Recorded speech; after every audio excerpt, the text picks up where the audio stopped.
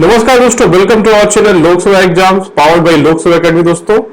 So welcome to our labour law industrial relation social security challenge for EPFO assistant provident fund commissioner EO AO examination which is going to be conducted on 2nd July friends. So in that series we have a special series on labor laws, industrial relations, social security, computer and other related topics which are very exclusive for this examination my friends. ठीक है, believe me or not, these topics are very scoring in examinations. If you have not covered till now, you have not studied anything, not to worry, you don't need to worry, still you have time, 20 days you can join this initiative or initiative on labor laws.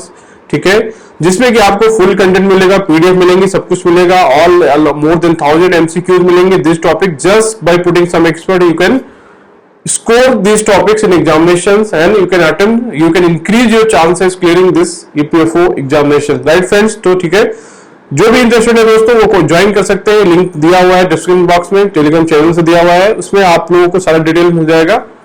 Who are still interested, who finds these things are useful, please join and take advantage of this initiative. It is being prepared by the most qualified persons who have already attempted many examinations, cleared also, right.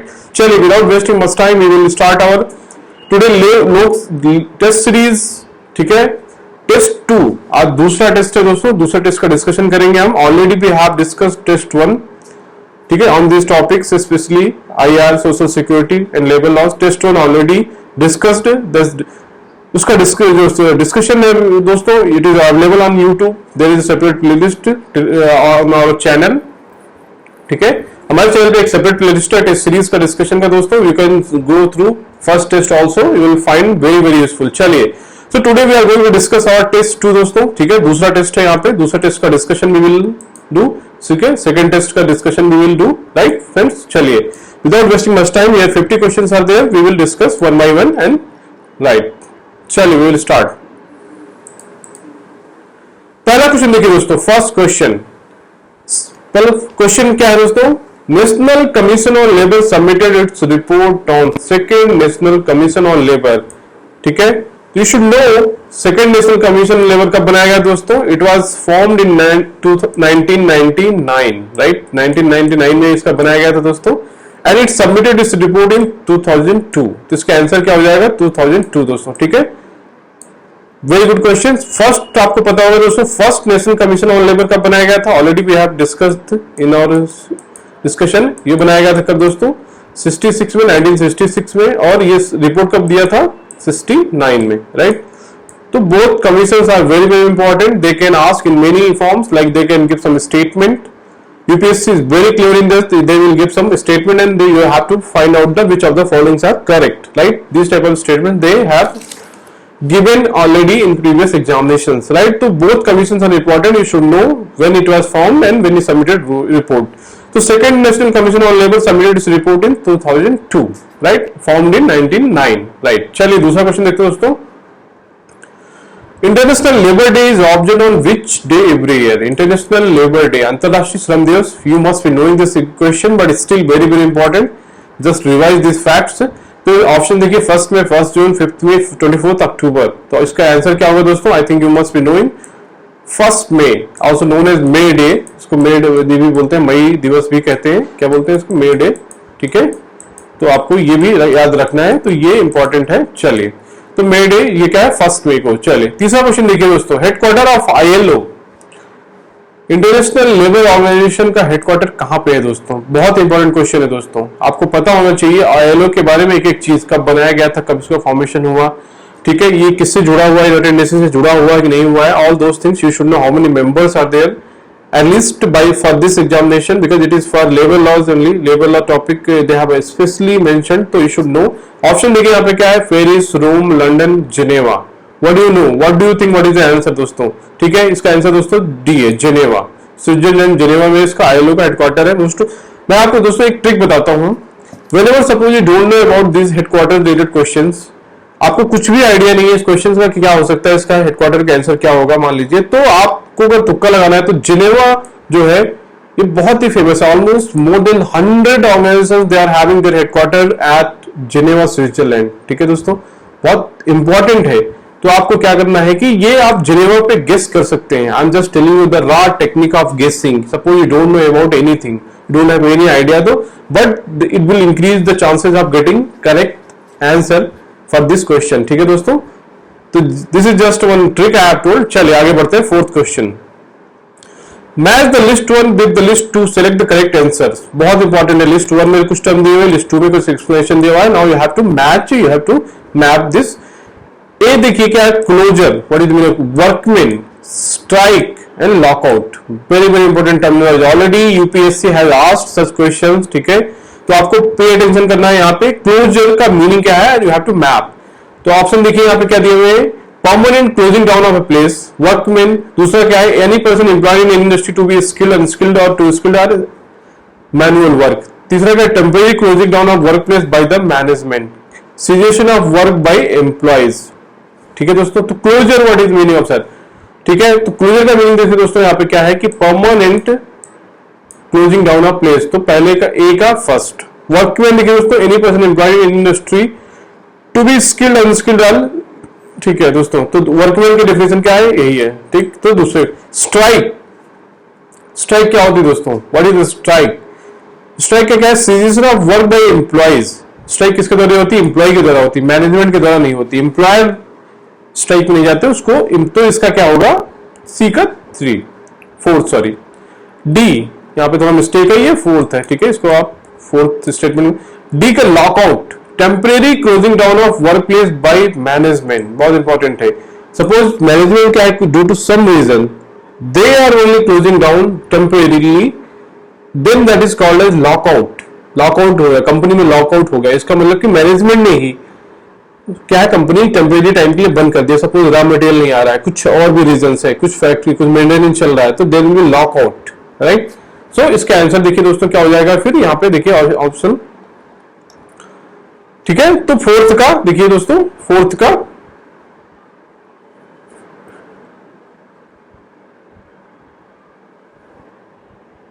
Right friends, तो fourth का answer हो जाएगा. देखिए यहाँ पे sorry, पहले का first, ए का फर्स्ट, दो का बी, थर्ड का डी, लाइक एंड फोर्थ का डी. थोड़ा सा मिस्टेक है दोस्तों, ये होगा इसका, लेकिन यहाँ पे ये डी और सी में थोड़ा सा चेंज है. राइट, तो फर्स्ट के यहाँ पे ये इंटरचेंज हो गए ऑप्शन. ठीक है, मैंने बता दिया. देखिए ए इसका होगा, ये इसका होगा, सी इससे है फोर्थ से, and third D lockout. Right, चलिए थोड़ा सा मिस्टेक है, आप इसको देख लीजिए. अगला क्वेश्चन देख लीजिए. तो fifth question, internal complaint committee. ठीक है, is part of which act. आंतरिक शिकायत कमेटी जो होती समिति होती है. ठीक है, आंतरिक शिकायत समिति जो होती है वो किस एक्ट का पार्ट है, according to which act it is formed. Option देखिए यहाँ पे, factories act, factories act, industrial dispute 1947, trade unions act, prevention of sexual harassment act 2023, POSH act. दोस्तों as you know already we have discussed very very important act, internal complaint committee is part of D, POS Act, Prevention of Sexual Harassment Act 2013. Under this act, what there is a provision that suppose any female employee faces any sexual harassment, ठीक है, then she can file complaint in this ICC, Internal Complaint Committee, within 3 months. That is very important. They may ask also.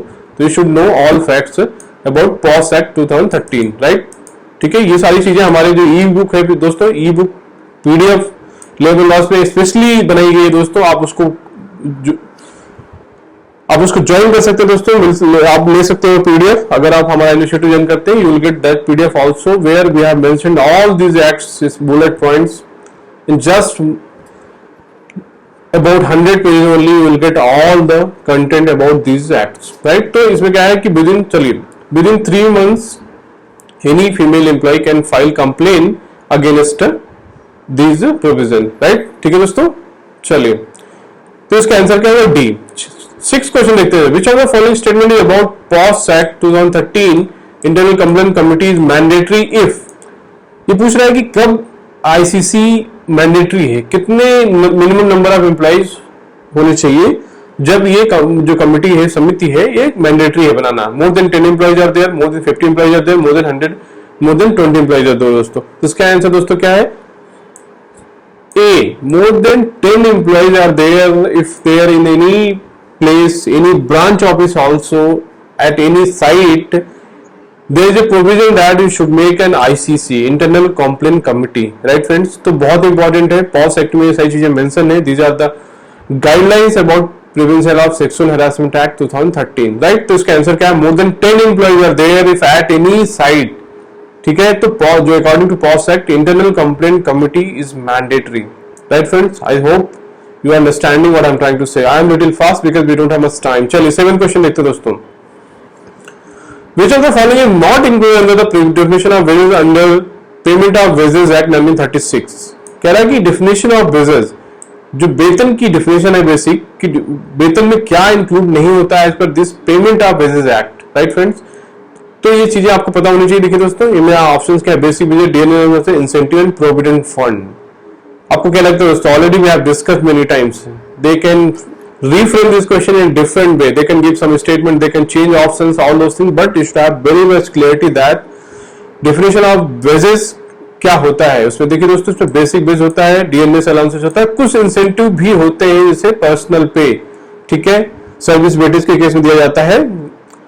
तो यहाँ पे option क्या है? Provident fund is not included under the definition of payment, ठीक है। मैंने already बताया था कि पीएफ, ग्रेचुटी, ठीक है, gratuity, HRA, right friends, PRP, profit incentive, right friend, bonus, these are not part of definition of wages under this act. Yet these things you should remember, right? They can ask question in different ways. They can give a statement, they can give some options, single choice question also, right? So you should have very much clarity in theory. चलिए, sorry, 8th question देखिए दोस्तों। Under the Payment of Wages Act 1936, under the Payment of Wages Act 1936, the maximum limit on deduction should not ordinarily cross. जो maximum deduction है, suppose किसी भी reason से होता है डिडक्शन, ठीक है दोस्तों, तो वो डिडक्शन कितना नहीं क्रॉस होना चाहिए, मैक्सिमम उसका लिमिट क्या है दोस्तों, ठीक है दोस्तों। यहाँ पे देखिए ऑप्शंस क्या क्या है? 50% generally and 65% in case of payment due to cooperatives, ठीक है, 60% and 75%, 50% generally and 75% in case of permanent payment due to cooperative society. Suppose any employee is member of cooperative society, then how much percentage of deduction should be allowed maximum, right? यहाँ 40% है। आपको क्या लगता है दोस्तों? Already we have discussed this question, तो इसका answer दोस्तों मैं बता देता हूँ सी। 50% से ज्यादा किसी भी एम्प्लॉय का जो है डिडक्शन नहीं हो सकता है एक पर्टिकुलर मंथ में, in normal cases, and 75% in case of he is member of any cooperative society. There are many cooperative societies in the companies like consumer societies, housing societies, ठीक है, there are many consumer prices housing, then loans, all those things are there. Many societies are there in normal PSUs and other factories also. So as per this act, Payment of Wages Act 1936, 50% generally अगर वो किसी भी उससे ज्यादा आप deduction नहीं कर सकते इन पर्टिकुलर मंथ, किसी एक महीने में किसी भी एम्प्लॉय की 50% से ज्यादा सैलरी कट नहीं हो सकती, normal case, and 75% case in case of he is member of any cooperative society and deductions are towards cooperative societies, ठीक है। तो इसका C is the answer for the very good question. चलिए 9th question दोस्तों, deduction is made contrary to the provision of payment of wages act 1936, the aggrieved person can write to inspector appointed under the act within time period given below with from the date on which deduction from the wages was made on date which payment of wages is due, right friends? It is asking, suppose any deduction is made from the salary of any employee, right? Then suppose he thinks that it is illegal, means it is not correct, wrongly they have deducted my money, then it is asking, he can approach to inspector appointed under the act within how much time, within the what time period he should approach and file a aggrieved, means like complaint or some type of appeal within how much time? तो option दी 2 years, 1 year, 12 weeks, 6 weeks। आपको क्या लगता है दोस्तों इसका answer क्या होगा? ठीक है, it is asking 2 years, 1 year, 12 weeks and 6 weeks। तो आपको दोस्तों क्या लगता है? What is the answer? What should be the answer? ठीक है, तो देखिए दोस्तों इसका आंसर क्या है? 12 weeks। C is the answer for this, 12 weeks। within 12 weeks he should file one complaint that it is deductions are illegal, right? चलिए 10 question देखते हैं दोस्तों, 10वां क्वेश्चन देखते हैं, right? Under the which level legislation in India provision of check-offs has been accepted? Check-off provision जो है किस act में दिया गया है? देखिए ऑप्शंस का industrial dispute 1947, trade unions act 1926, payment of wages act 1936, industrial employment standing orders act, ठीक है? तो आपको क्या लगता है दोस्तों इसका आंसर क्या है? इसका आंसर दोस्तों सी, ठीक है? चेक ऑफ का जो प्रोविजन दिया गया है वो इस एक्ट में पेमेंट ऑफ वेजेस एक्ट 1936 में मेंशन है, राइट? बहुत इंपॉर्टेंट क्वेश्चन है, आपको ये फैक्चुअल क्वेश्चन याद रखने हैं। चलिए 11 क्वेश्चन देखते हैं। Present wage ceiling per month for the purpose of payment of wages act 1936, जो वेज सीलिंग है, जो एक लिमिट है मैक्सिमम पर month for the purpose of the payment of wages act के एप्लीकेबिलिटी के लिए, What is that limit? Options क्या है? 10,000, 15,000, 18,000 एंड 20,000। दोस्तों आपको क्या लगता है दोस्तों इसका आंसर क्या होगा?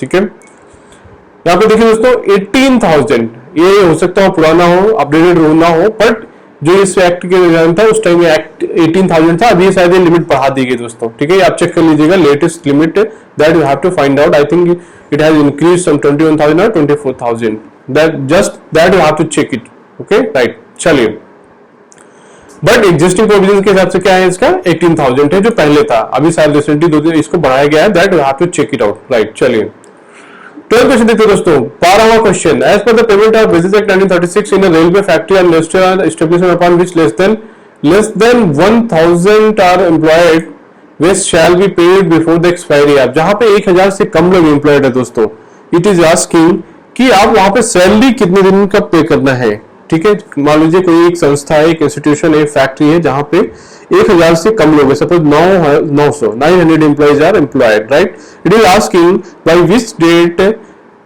Factory should pay the salary to the employees. It is asking maximum by which date they have to pay the salary, right friends? ठीक है, तो यहां पर देखिए दोस्तों 1,000 से ज्यादा है दोस्तों, तो क्या करना है? By the third day of month they have to pay the salary. C is the answer दोस्तों, ठीक है? By the third day of month they have to pay the salary less than 1,000 employees or persons are employed, right? Very very important दोस्तों, बहुत important है दोस्तों, ठीक है? चलिए, sorry, according to this act maximum wages period as payment of wages to employees by employer should not exceed. It is asking the maximum wage cycle, maximum जो वेतन का साइकिल है वो कितने दिन से ज्यादा नहीं हो सकता किसी भी फैक्ट्री में as per the payment of wages 1936। Option देखिए 45 डेज, 15 डेज, 30 डेज, 16 डेज, ठीक है? आपको क्या लगता है नॉर्मली क्या होता है कि 1 महीने की सैलरी दी जाती है, तो इसका आंसर भी सही है कि 30 दिन से ज्यादा, 30 दिन से ज्यादा आप जो वेज साइकिल है वो नहीं दे सकते किसी भी एम्प्लॉय को। ऐसा नहीं कि आप उसको 6 महीने से एक बार सैलरी दे रहे हो, no. As per this payment of wages act 1936, it is illegal. It is not allowed as per the provision. Within maximum 30 days की सैलरी आपको हर मंथली देना है, वो भी उसका रूल है कि by third day based on the number of employees, ठीक है? थर्ड डे या 7th day you have to pay the salary to the employees for each month, each completed 30 days, right? चलिए 4th क्वेश्चन देखते हैं दोस्तों। If employee is terminated or removed then employment of employer, then wages of employees should be paid within days from the day on which he was removed or terminated. It is asking suppose any employee is getting terminated or removed from the employment, then by which date you have to pay the complete due, whatever dues amount है या wages उसकी salary जो है कब पे करना है आपको, राइट? ठीक है, तो यहाँ पे ऑप्शन है 7 days, 15 days, 30 days, ठीक है, 2 days, ठीक है दोस्तों? इसका आंसर देखिए 2 days है, आपको बहुत इंपॉर्टेंट है। आप किसी भी एम्प्लॉय को रिमूव करते हैं, निकालते हैं, तो उसको विद इन निकालने की दिन की डेट से, फ्रॉम डेट ऑफ रिमूवल और termination, within 2 days you have to pay the complete wages of that employee, right? Very very important, ठीक है? चलिए 15 क्वेश्चन देखते हैं। The total amount of deductions from wages of employee should not exceed, already we have discussed in normal case, क्या होता है दोस्तों? 50% से ज्यादा, तो इसका आंसर क्या हो जाएगा? 50%। टोटल अमाउंट ऑफ डिडक्शंस, ठीक है, जितना जो कटौती होती है सैलरी में, तनख्वाह में, वो 50% से अधिक नहीं होनी चाहिए नॉर्मल केस, एंड 75% के साथ ही person is member of any cooperative society, सरकारी संस्था का मेंबर है, उस केस में 75% तक जा सकता है, ठीक है? चलिए total number of fine imposed by employer on employees should not exceed, ठीक है, पूछ रहा है कि सपोज किसी एम्प्लॉय पे फाइन लगाया जाता है एम्प्लॉयर के द्वारा, तो ऐसा नहीं है कि उसका 80% सैलरी काट ली जाएगी फाइन के द्वारा, नो। तो यहाँ पे विद इन 1 मंथ कितना मैक्सिमम आप सैलरी कट कर सकते हैं इन टूवर्ड्स फाइन, तो ऑप्शन देखिए 1%, 3%, 7%, 5%। इसका ऑप्शन दोस्तों क्या है यहाँ पे देखिए, इसका ऑप्शन है 3%। Maximum fine can be imposed is 3% of that wages total means in a particular month, right. Very important है, आपको फैक्चुअल चीज है, एक 2 बार आप ये वीडियो देख लेंगे, these things you will remember. चलिए 17 क्वेश्चन देखते हैं।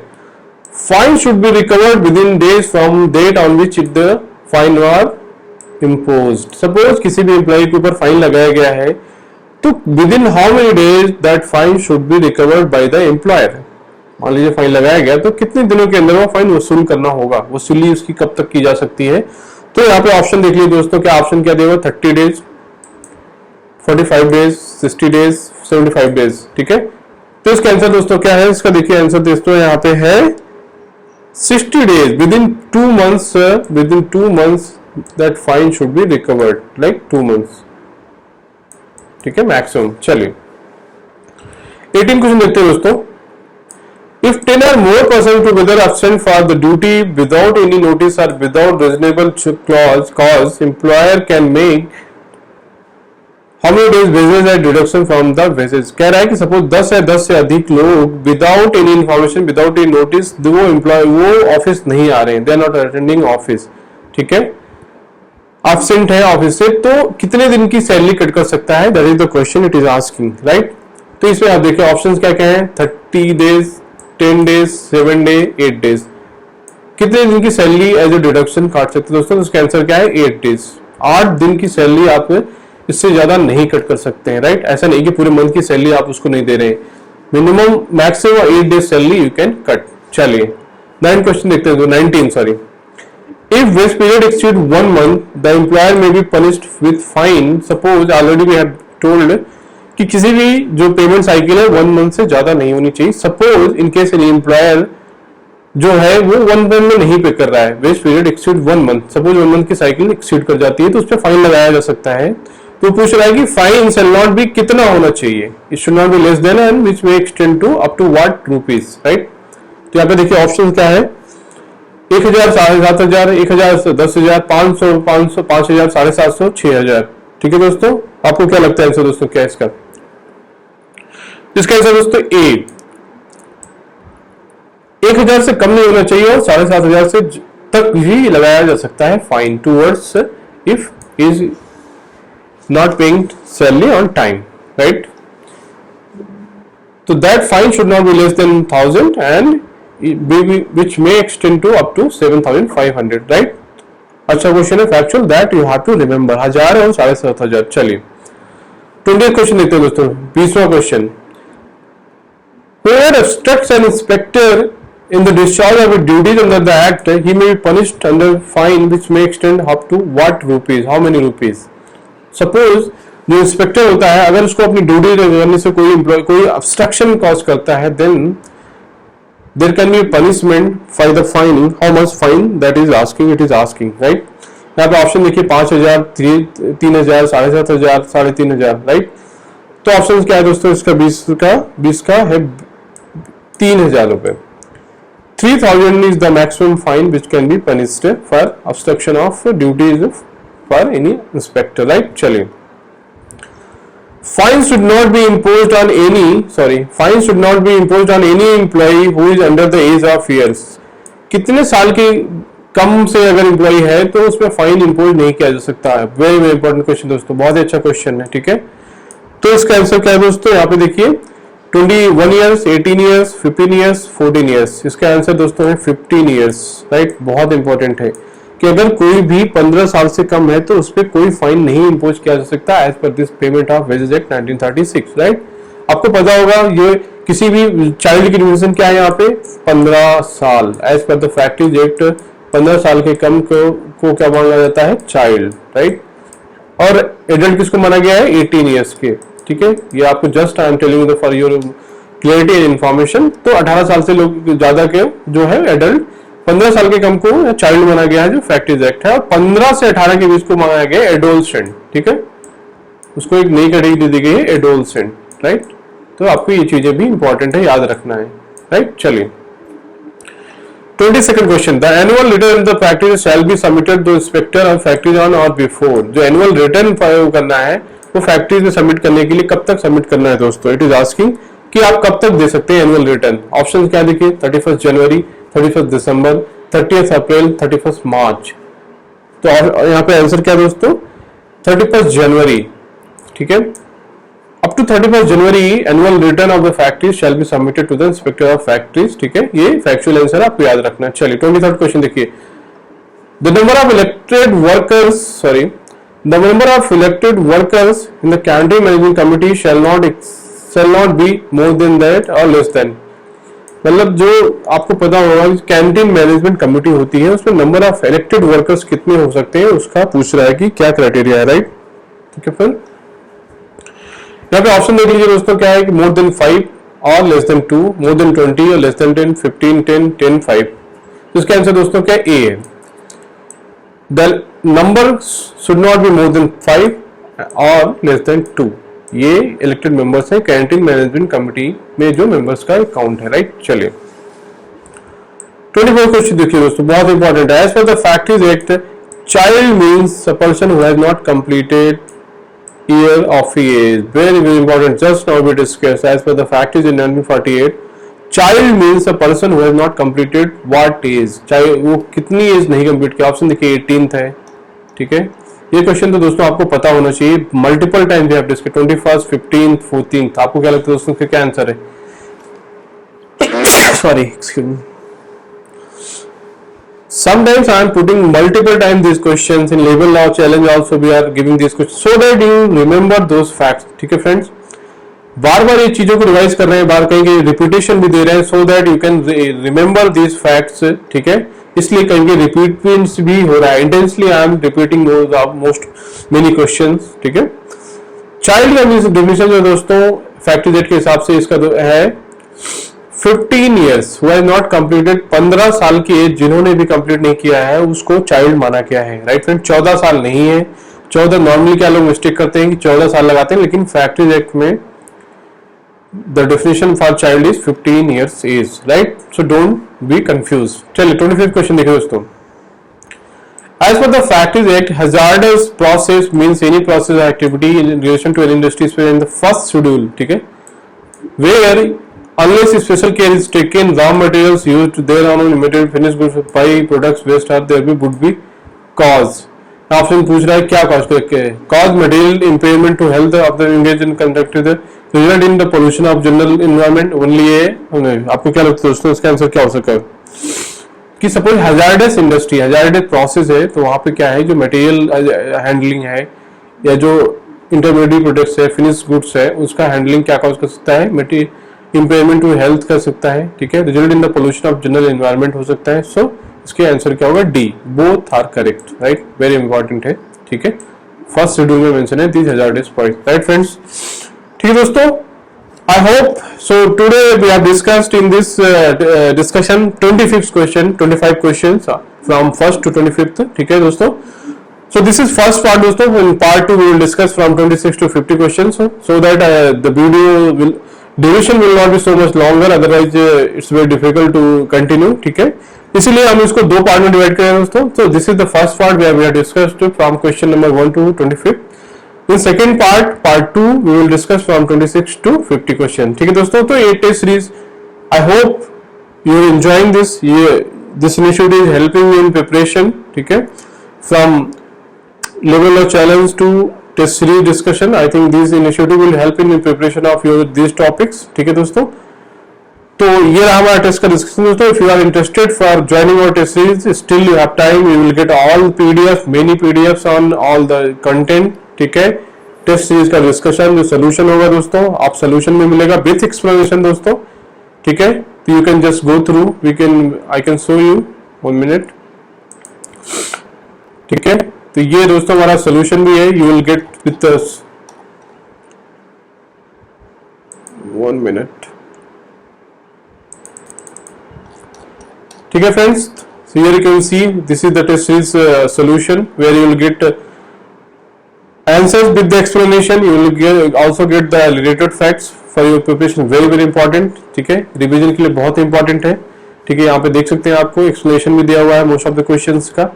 You will find the explanation also with the answer, right. ठीक है, ये सोल्यूशन पीडीएफ भी आपको मिल जाएगी अगर आप हमारा इनिशिएटिव ज्वाइन कर सकते हैं, राइट. चलिए ठीक है दोस्तों, तो ये रहा दोस्तों हमारा दूसरा टेस्ट है. ठीक है, इसका first part. Now next part we will discuss और remaining question. Thanks for watching this video. See you in the next video with the part 2. Thank you very much.